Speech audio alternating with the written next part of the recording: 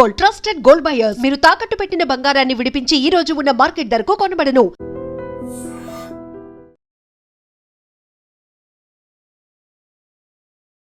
గర్వంగా అనిపించిన క్షణంతో పాటుగా కొంచెం సంభ్రమాశ్చర్యాలు, లేకపోతే అసలు మనం నిజమేనా అనుకునేటువంటి ఇది అవుతుందా కాదా ఇలాంటి స్టేజ్లో కూడా మీకు ఎప్పటికీ మెమొరబుల్గా గుర్తుండిపోయేటువంటి ఒక సంఘటన, అది మిమ్మల్ని కదిలించింది, లేకుంటే ఇటువైపు తీసుకొచ్చింది, కేసీఆర్ మిమ్మల్ని అప్రోచ్ అయ్యింది, జేఏసీ చైర్మన్గా మీరు ఉండాలి అనుకున్నప్పుడు ఏదో ఒక్కటి మిమ్మల్ని ఈ దిశగా వచ్చేలా చేస్తుంటుంది. అప్పటిదాకా మీరు ఒక ఉద్యమకారుడిగా ఉన్నారు, లేకుంటే ప్రజా పోరాటాల కోసం మాట్లాడుతూ ఉన్నారు, మీటింగ్లకు అటెండ్ అవుతున్నారు, పౌర హక్కుల గురించి మాట్లాడిన మీరు సడన్గా ఒక జేఏసీకి మీరు చైర్మన్ అవుతున్నారు. తెలంగాణ జేఏసీ ఫామ్ అయింది అనుకున్నప్పుడు ఒక మినిట్ మీరు ఆలోచించుకొని ఉంటారు, ఎస్ నేను ఎందుకు నేనే అనేటువంటి మాట.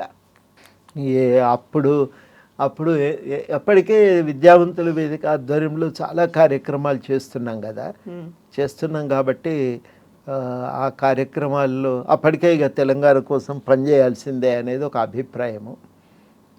తర్వాత దాంట్లో మనము ఒక బాధ్యత తీసుకోవాల్సి వస్తుంది అని ఎప్పుడు ఊహించలేదు.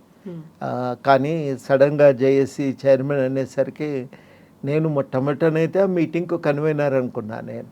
కానీ తర్వాత ఏంటంటే ఆ కమిటీకే కన్వీనర్ అని నాకు తర్వాత అర్థమైనాక ఒక క్షణం ఎవరికైనా భయం కలుగుతుంది అని, ఇంతటి బాధ్యతని తినబెడుతున్నారు, చేయగలుగుతామా అని ఒక క్షణం అది ఒకటి భయము. రెండోది ఏంటంటే అసలు ప్రతిరోజు అది ఒక మనసులో ఒక భావన ఏంటంటే మనం ఎక్కడైనా తప్పు చేస్తే మాత్రం చరిత్రలో ద్రోహులుగా మిగిలిపోతాము, మొత్తము నిరంతరము మనం ఈ అపవాదును మోయవలసి వస్తుంది. కాబట్టి మనం వేసే ప్రతి అడుగు ఆలోచించాలి, చేసే ప్రతి పని తెలంగాణకు దగ్గరగా తీసుకుపోతుందా లేదా అనేది లెక్క వేసుకోవాలని అనుకునేది. అందుకని ఏంటంటే మరి నమ్మి బాధ్యత ఇచ్చిండ్రు కాబట్టి ఇప్పుడు ఇవాళ ఇది కాదు అని అంటే కుదరదు.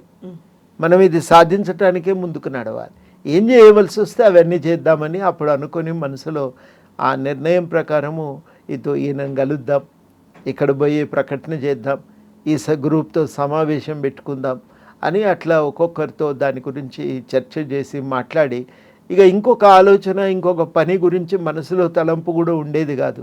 పొద్దున లేస్తే పడుకునేదాకా 24 గంటలు ఏదన్నా నిద్రలో ఆలాపనగా గుర్తుకొస్తే కూడా ఇదే తెలంగాణ, రేపేం చేద్దామనేదే ఎప్పటికీ అదే చర్చ. అనుకున్న ప్రోగ్రాం విజయవంతం కావాలి, విజయవంతం అయితే అదే రోజు సాయంత్రం నుంచి తెల్లారేం చేద్దాం, మరి ఇదైతే అయిపోయింది, నెక్స్ట్ ఏం చేద్దాం అని అట్లా దాని మీద చర్చ. అది చివరికి ఒకరోజు జానారెడ్డి గారిని కలిసినాం, ఏం సార్ ఇది మా ఒక్కల అవసరం అనుకుంటున్నారా, మీరు పట్టించుకోరా అని అంటే ఈసారికి మీరు చెయ్యండి అన్నాడు. ఎందుకు చేయాలి, మీరెందుకు రారు, వస్తే తెలంగాణ వస్తే మీరే కదా నాయకులు అవుతారు అని అంటే, అట్లా కాదు నేను చెప్పేది విను, ఈసారి గవర్నమెంట్ కేంద్ర ప్రభుత్వం ప్రకటన చేస్తుంది అని. ప్రకటన చేస్తుందంటే మేమెందుకు నమ్మాలి, ఇట్లా ఎన్నిసార్లు అనలేదు అని లేదు తొందరలోనే వస్తుంది అన్నాడు. తొందరలోనే వస్తుంది, తొందరలో అన్నారు కాబట్టి తప్పించుకోవటం వీలు కాదనే నాకు నమ్మకం. కాబట్టి మమ్మల్ని నమ్మండి, ఈసారికి మీరు ఎట్లా ప్రకటన చేసినారు, కార్యక్రమం తీసుకున్నారు, చేయండి, దాన్ని మీరే చేయండి, మేము ఈసారి రాము, మాకు ఆ కేంద్ర ప్రభుత్వం మాతో చెప్పిన విషయాలు ఆచరణలోకి వస్తాయనే విశ్వాసం ఉంది, మమ్మల్ని నమ్మండి అని అన్నారు. ఇక అప్పుడు చాలా ఒక గంటన్నర సేపు ఆర్గ్యుమెంట్ తర్వాత సరే ఈసారి విశ్వాసం వాళ్ళ మీద భారం వేసిపోదామనుకొని బయలుదేరినాం. తప్పు వాళ్ళదే అవుతుంది, కాకపోతే అదే అయితే అనుకున్నట్టుగానే ఆ తర్వాత యూపీఏ మీటింగ్ అయింది, తెలంగాణ పైన ప్రకటన వచ్చింది, ఆ తర్వాత జీఓఎం వేసిండ్రు, ఇక పనులు మొదలైనాయి. మొదలైన తర్వాత ఇక మా దృష్టి ఆందోళన నుంచి ఈ బిల్లును రూపం ఇవ్వాలనే దాని మీద పడ్డాం. ఇక ఏ ఆటంకాలను చూపి ఆపుతారు, ఏ విషయాలపైన వివాదాలు తలెత్తుతాయని అనుకున్నామో అవన్నింటి మీద సమగ్రంగా సమాధానాలు ఆలోచించి ప్రభుత్వం ముందు పెట్టడం వల్ల అది ఇక సాధ్యమైంది. ఇక అది ఆ రోజు ఐస్ హ్యావ్ ఇట్ అనేటువంటి ఒక మాట ఉభయ సభల్లో అవును, వచ్చింది, అండ్ ద అవును. బిల్ ఈస్ పాస్డ్ అనేటువంటి ఇంకొక మాట. ఆ రోజు కరెక్ట్గా ఇది నా కళ్ళను నేను నమ్మలేకపోతున్నాను అనుకున్నది ఒకటి, దీనికోసం కదా మేము ఇంతకాలం పోరాడింది ఎదురు చూసింది అనుకునేది ఒకటి. మెల్లిమెల్లిగా మీకు ఒక్కొక్క వైపు నుంచి కాల్స్ వస్తున్నాయి, మీరు దాన్ని చూస్తున్నారు, టీవీలో చూస్తున్నారు, ప్రత్యక్షంగా లోక్సభలో అప్పుడు ఏమైంది ఇవన్నీ కూడా మీకు తెలుసు. ఆ క్షణంలో అప్పటిదాకా మీరు జీవితంలో ఒక ప్రొఫెసర్గా అనుకున్నది చేశారు, లేకపోతే మిగతావన్నీ పోరాటాలు ఇవన్నీ అయిన తర్వాత జేఏసీ ఉద్యమానికి ఒక చైర్మన్గా మీరు ఉన్నారు, ఇది మీరు ఆధ్వర్యంలో జరిగింది, లేకపోతే ఇంతమంది సహకారంతో జరిగింది, మీ మీద ప్రజలు ఇంత నమ్మకం ఉంచారు అనుకున్నప్పుడు ఆ మూమెంట్స్ అనేవి ఉంటాయి సార్. ఆ మూమెంట్స్ నిజంగా ఫర్ ఎవర్ అలాగే ఉండిపోతాయి. కొన్ని నాస్టాలజిక్ మూమెంట్స్ అనుకుంటాం.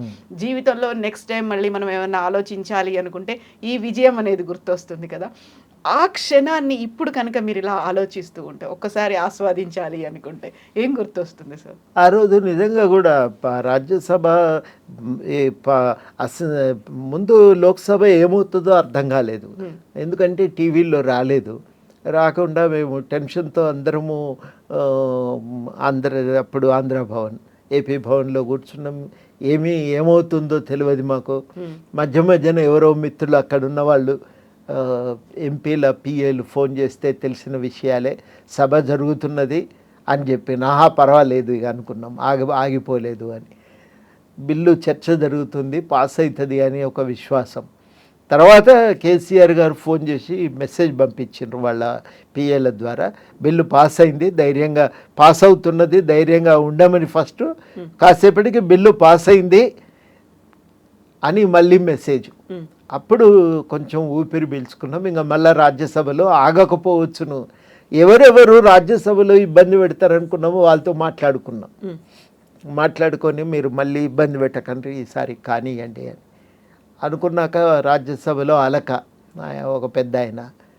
ఇక ఆ సమయంలో మీరు ఎట్లయినా చేయాలని బీజేపీ నాయకులతో మాట్లాడటం, ఇక ఎవరు మాట్లాడతారో వాళ్ళని పిలిపించి వాళ్ళతో మాట్లాడించి అట్లా అంతా అయిపోయినాక అయిపోతుంది అనేది మనసులో ఉంది, ఒక ధైర్యం ఉంది, కానీ ఏమవుతుందో అనే ఒక భయం. ఆ రోజు మాత్రం మామూలు టెన్షన్ కాదు. ఆ 2 రోజులు మొత్తానికి అది కడుపులో ఎలుకలు పరిగెడుతున్నాయంటే అట్లా చూసినాం మేము. అది అంతటి ఒక టెన్షన్ భరించినాం ఆ రోజు. బహుశా జీవితంలో ఇంకెప్పుడు కూడా అంత టెన్షన్ మనం చూడము, అంతటి టెన్షన్. చివరాఖరికి ఒకవైపు టెన్షన్ ఉంది, మరోవైపు ఏమో క్రాకర్స్ తెచ్చుకున్నాం, అన్ని తెచ్చుకున్నాం. నిరుత్సాహం ఎక్కడేమవుతుందో ఏమో తెచ్చిపెట్టుకుంటారు, అవి కూడా తెచ్చిపెట్టుకుందామని మనోళ్ళు కొంతమంది అవుతుంది ఏం కాదని ధైర్యంగా ఉన్నోళ్ళు పోయి క్రాకర్స్ తెచ్చిపెట్టిండ్రు.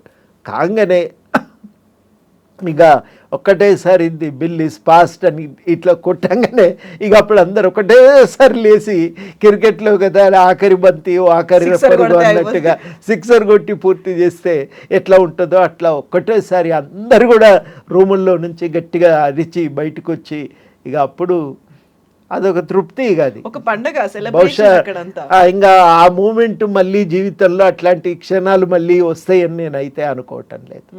చాలా వరకు అక్కడ సెలబ్రేషన్స్ ఉన్నాయి, ఆలింగనాలు చేసుకున్నారు, ఒకరినొకరు ఎత్తుకున్నారు, మొత్తం అన్ని పండుగలు ఒకే రోజు వస్తే ఎట్లుంటుందో అట్లాంటి అట్మాస్ఫియర్. చాలా వరకు అందరి కళ్ళల్లో కన్నీళ్ళు, అసలు మాకు ఇది మా జీవితంలో మేము చూస్తామో లేదో ఏడ్చిన వాళ్ళు ఉన్నారు. అదొక విశ్వాసం అండి. అన్నిటికంటే మించి తెలంగాణ ప్రజలకి మేము కూడా చేయగలం, మాతో కూడా సాధ్యమవుతుంది, ఈ చరిత్ర నిర్మాతల్లో మేము ఒక పాత్రధారులుగా ఉండగలుగుతామనే ఒక విశ్వాసం, అది నాకు చాలా గొప్పగా అనిపించింది. ఆ విశ్వాసము మేము పనికిరాని వాళ్ళము అని, తాగుబోతులు సోమరిపోతులు అని కొట్టిపారేసిన మనమే. అంటే ఇప్పుడు కదా మీరంతా సోమరిపోతులు అంటే చీఫ్ జస్టిస్ గారు వెంటనే మేమంతా నిజంగానే జిర్ర పురుగులం అని చెప్పుకొని బయలుదేరినట్టు అట్లా ఒక స్థితిలో, మానసిక స్థితిలో ఉన్నటువంటి తెలంగాణ ప్రజలకి ఈ మొట్టమొదటిసారి ఆంజనేయ స్వామి కదా రావణాసురుని ఆస్థానంలో తోక చుట్టుకొని పైన కూర్చుంటే ఎట్లా ఉండిందో అట్లా ప్రతి ఒక్కళ్ళు మేము సాధించుకున్నాం తెలంగాణ.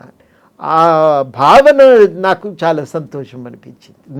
నాకు దీనికి మనం అందరం ముందున్నాము అనే దానికంటే ప్రజల్లో ఒక విశ్వాసం ఏదైతే కలిగిందో ఆ విశ్వాసం చాలా సంతోషం అనిపించింది. అది చూసిన తర్వాత అనుకున్నాం చాలా గొప్ప విజయమే మొత్తానికైతే మనం చూస్తున్నామని. అట్లా ప్రజలకు ఆ విశ్వాసం వచ్చిన తర్వాత తెల్లవారి అక్కడ ఈ విభజనను అడ్డుకున్న ఆంధ్ర ప్రాంత నాయకులు కలిసినప్పుడు వాళ్ళతో మాట్లాడిన తీరు చూస్తుంటే నాకైతే నవ్వొస్తుండే. మొట్టమొదటిసారి వీళ్ళు వాళ్ళను ఓదారుస్తున్నారు. పాత్రలు మారిపోయినాయి కదా అనిపించింది. అట్లా ఒక ధైర్యము తెలంగాణ సమాజంలో చూసినాం. మా చరిత్రలో మేము మామూలు వాళ్ళం కాదు, మేము తెచ్చుకుంటాం, మమ్మల్ని ఏమనుకుంటున్నారు అనే ఒక విశ్వాసాన్ని ప్రకటించటం ఉంది కదా, అది నాకు చాలా గొప్పగా అనిపించింది.